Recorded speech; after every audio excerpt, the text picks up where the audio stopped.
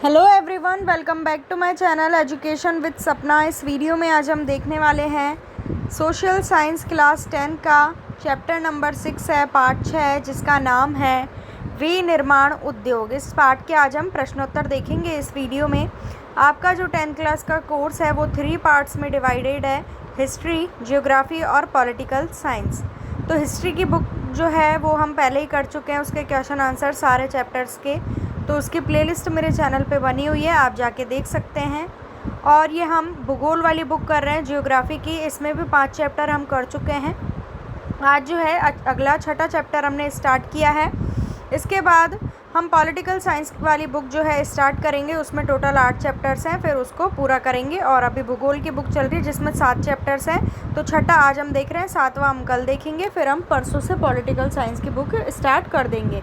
तो चैनल पे अगर आप नए हैं, पहली बार देख रहे हैं, तो चैनल को सब्सक्राइब ज़रूर करें और साथ ही में बेल आइकन को प्रेस करें, जिससे आने वाली नेक्स्ट वीडियो की नोटिफिकेशन आप तक तुरंत पहुंच सके। साथ ही साथ वीडियो को लाइक और शेयर ज़रूर करें फ्रेंड्स के साथ। सबसे पहले है बहुवैकल्पिक प्रश्न, जिसमें पहला प्रश्न है, निम्न में से कौन सा उद्योग चूना पत्थर को कच्चे माल के रूप में प्रयुक्त करता है? तो इसमें जो है सीमेंट जो है हो जाएगा, थर्ड वाला ऑप्शन आपका सही है, सीमेंट। दूसरा, निम्न में से कौन सी एजेंसी सार्वजनिक क्षेत्र में स्टील को बाजार में उपलब्ध कराती है? तो इसमें सेकंड आएगा, सेल। तीसरा, निम्न में से कौन सा उद्योग बॉक्साइट को कच्चे माल के रूप में प्रयोग करता है? तो इसका फर्स्ट हो जाएगा एल्यूमिनियम प्रगलन। अगला फोर्थ, निम्न में से कौन सा उद्योग दूरभाष, कंप्यूटर आदि संयंत्र निर्मित करता है? तो इसका थर्ड हो जाएगा इलेक्ट्रॉनिक। अगला दूसरा, निम्नलिखित प्रश्नों के उत्तर लगभग 30 शब्दों में दीजिए। पहला है, विनिर्माण क्या है? तो इसका उत्तर हो जाएगा, कच्चे पदार्थ को मूल्यवान उत्पाद में परिवर्तित कर, जैसे कोई भी कच्चा पदार्थ है या कच्चा माल है, उसको एक वस्तु की तरह तैयार करके उसको आकृति देना और फिर बड़े पैमाने पर, काफ़ी बड़े स्तर पर वस्तुओं का जो उत्पादन किया जाता है, वस्तुएं बेची जाती हैं, उसको हम क्या कहेंगे? विनिर्माण कहेंगे। ठीक है। दूसरा है, उद्योगों की अवस्थिति को प्रभावित करने वाले 3 भौतिक कारक बताएं। तो इसका उत्तर है, पहला पॉइंट है कच्चे माल की उपलब्धता, दूसरा है अनुकूल जलवायु, तीसरा है शक्ति के साधन। तीसरा, औद्योगिक अवस्थिति को प्रभावित करने वाले 3 मानवीय कारक बताएं। तो इसमें हो जाएगा मानवीय श्रम की उपलब्धता, बैंकिंग और बाजार। चौथा, आधारभूत उद्योग क्या है? उदाहरण देकर बताएं। वह उद्योग जो कि उपभोक्ता वस्तुओं के लिए मशीनों का निर्माण करते हैं आधारभूत उद्योग कहलाते हैं, जैसे लोहा इस्पात उद्योग। अगला, निम्नलिखित प्रश्नों के उत्तर लगभग 120 शब्दों में दीजिए।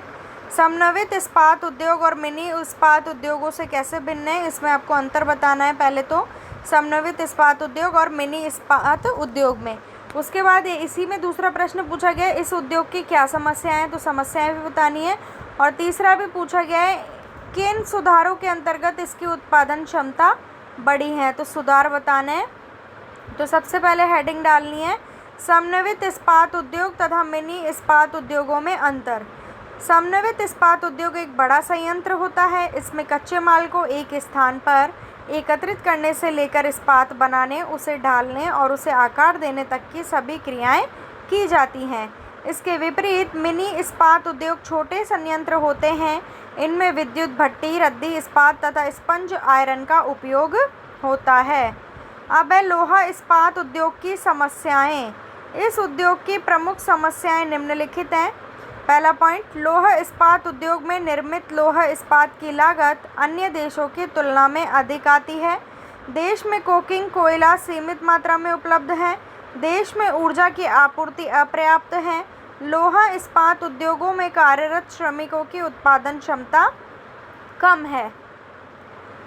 अब है उत्पादन क्षमता में वृद्धि के उपाय। हेडिंग है, लौह इस्पात उद्योगों में उत्पादन क्षमता में वृद्धि के लिए निम्नलिखित उपाय किए जाने चाहिए। पहला, निजी क्षेत्र के उद्यमियों के प्रयास, उदारीकरण। तीसरा, प्रत्यक्ष विदेशी निवेश। और चौथा, अनुसंधान एवं विकास के संसाधनों को नियत करना। दूसरा प्रश्न, उद्योग पर्यावरण को कैसे प्रदूषित करते हैं? तो इसका उत्तर है, उद्योग पर्यावरण को निम्नलिखित प्रकार से प्रदूषित करते हैं। पहला पॉइंट, वायु प्रदूषण।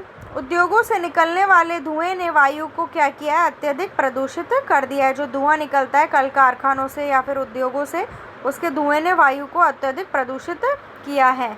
जहरीली गैसों का रिसाव बहुत भयानक तथा दूरगामी प्रभावों वाला हो सकता है, जैसे भोपाल गैस त्रासदी आदि। दूसरा, जल प्रदूषण।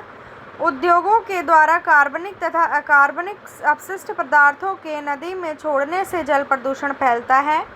तीसरा, मृदा प्रदूषण। उद्योगों के बहुत से अपशिष्ट पदार्थ मिट्टी में मिलकर मृदा प्रदूषण करते हैं।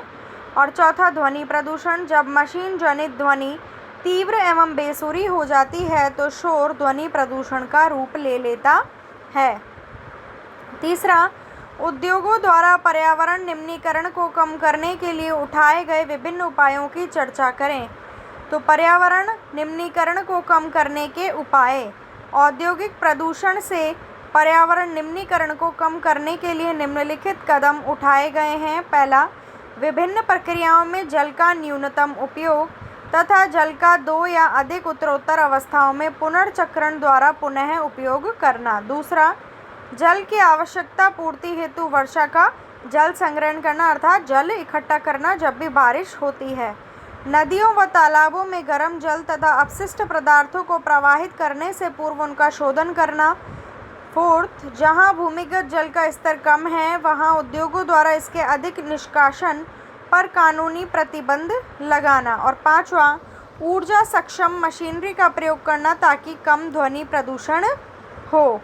तो ये थे चैप्टर नंबर 6 के क्वेश्चन आंसर। वीडियो को लाइक, शेयर और चैनल को सब्सक्राइब जरूर करें। मिलती हूँ नेक्स्ट वीडियो में। Thank you.